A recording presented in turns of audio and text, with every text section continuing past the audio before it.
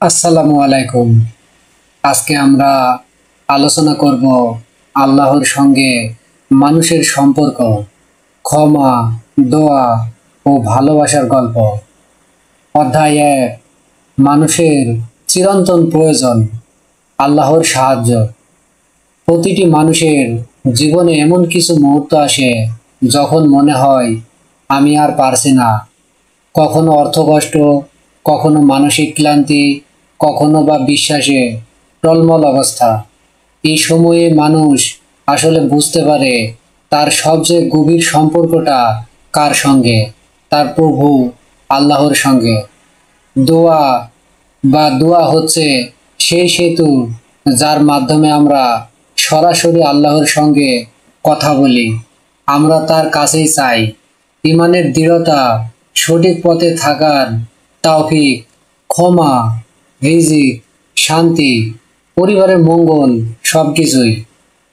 কোরআন বলেছে মানুষকে পরিশ্রমের জন্যই সৃষ্টি করা হয়েছে, অর্থাৎ জীবন মানেই সংগ্রাম। মানসিক, শারীরিক, আর্থিক প্রতিটি স্তরেই ক্লান্তি জমে। মস্তিষ্ক তখন সমস্যায় আটকে পড়ে, নেতিবাচক ভাবনা বেড়ে যায়। কিন্তু যখন আমরা দোয়া করি তখন সেই মানসিক ভারটা হালকা হয়ে যায়।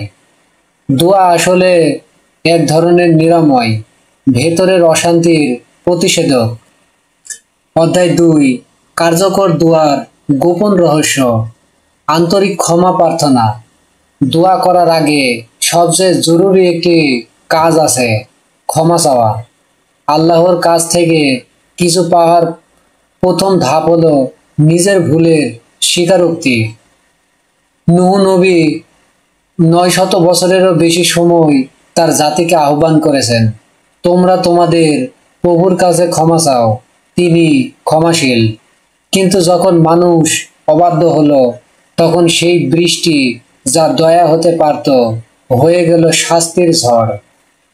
ক্ষমা চাইলে সেই বৃষ্টি আবার হয়তো রহমতের বর্ষণ। আল্লাহর ক্ষমা খুলে দেয় আসমানের দরজা, ঝরে পড়ে শান্তি, রিজিক, বরকত, এমনকি নতুন জীবন। যাদের আল্লাহ ক্ষমা করেন তাদের ধন সম্পদ ও সন্তান আশীর্বাদ হয়ে আসে, আর যাদের আল্লাহ ক্ষমা করেন না তাদের সম্পদই কখনো হয়ে যায় বিপদের কারণ।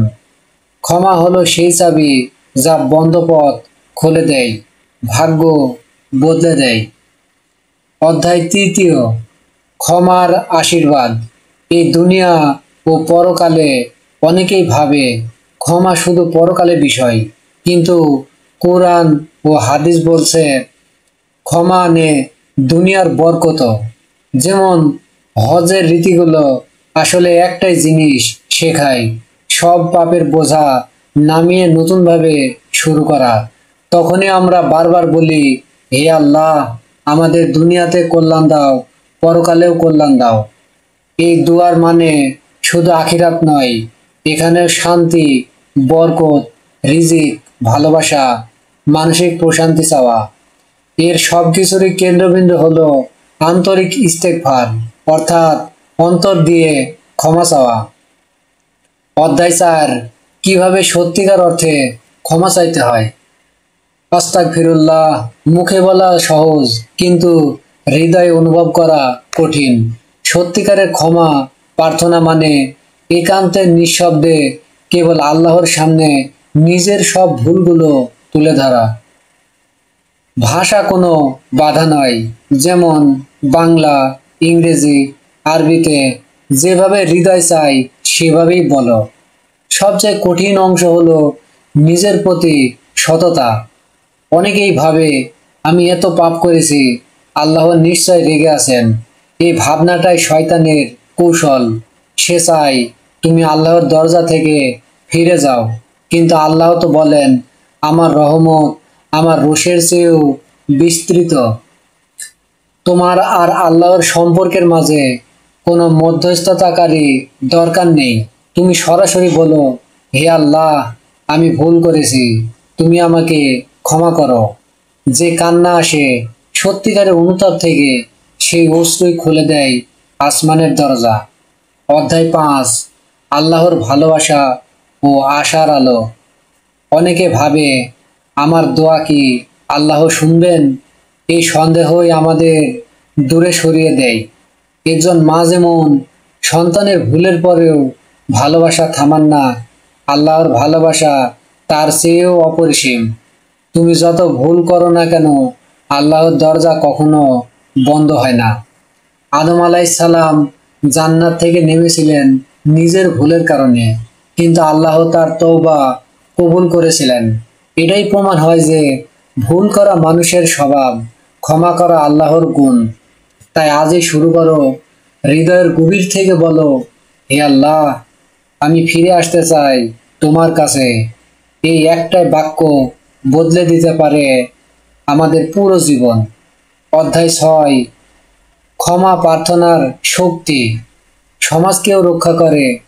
কোরআন বলে, আল্লাহ অনেক সময় কোনো জাতিকে ধ্বংস করেন না, কারণ সেখানে কিছু মানুষ থাকে যারা সত্যিকারের ক্ষমা চায়। তাদের আন্তরিক দোয়া ও ইস্তেগফার হয়ে যায় রক্ষা কবচ। তুমি, আমি, সবাই যদি একটু করে ক্ষমা চাই, তাহলে হয়তো আল্লাহ পুরো সমাজের উপর রহমত বর্ষণ করবেন। শেষে একটাই বার্তা, সত্যিকারের ইস্তেগফার করো প্রতিদিন অন্তর থেকে, কারণ আল্লাহর দরজা কখনো বন্ধ হয় না, আর তার ক্ষমাই হলো জীবনের সবচেয়ে বড় উপহার। সংক্ষেপে, দোয়া ও ইস্তেগফার ধর্মীয় রীতি নয়, এগুলো মানুষের আত্মিক পুনর্জন্মের মাধ্যম। যখন আমরা আন্তরিকভাবে ক্ষমা চাই, তখন আল্লাহ আমাদের জীবনে শান্তি, রিজিক ও আলোকিত পথ দান করেন। মানুষের ক্লান্ত মন, অশান্ত সমাজ, সব কিছুর ঔষধ লুকিয়ে আছে একটি কথায়, আস্তাগফিরুল্লাহ, হে আল্লাহ, তুমি আমাকে ক্ষমা করো।